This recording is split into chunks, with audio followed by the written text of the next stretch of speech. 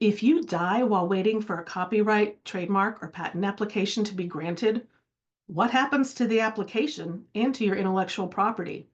I'm Julie King, an intellectual property business and estate planning lawyer with King Patent and Business Law.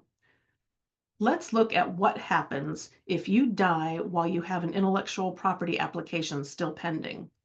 For patents, your estate can continue prosecution, which is managing the application while it's being examined. If the patent is granted, the patent is an asset that can be transferred per directives in your estate plan. For trademarks, if you own it personally, your ownership and any license agreement rights transfer through an estate plan or state intestacy laws if you have no will. And you don't have no will, do you?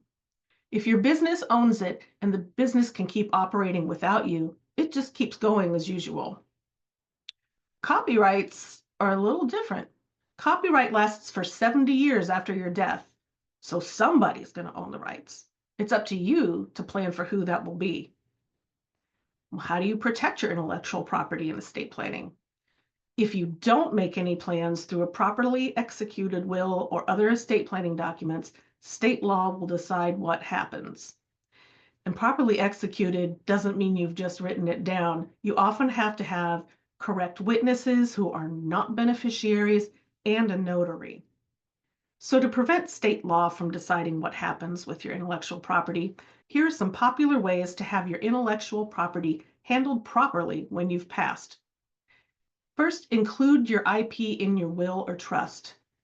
Making provisions specifically for your intellectual property in these documents can ensure it goes to your intended beneficiaries. If you use a living trust, the trustee can manage the IP for your benefit while you're alive and easily transition to managing it for the beneficiaries after your death. Second, you can create an IP holding company. A business entity can own and control your rights, making transitions smoother as long as you've designated who will succeed you in any such company. Third, you can just transfer your IP rights.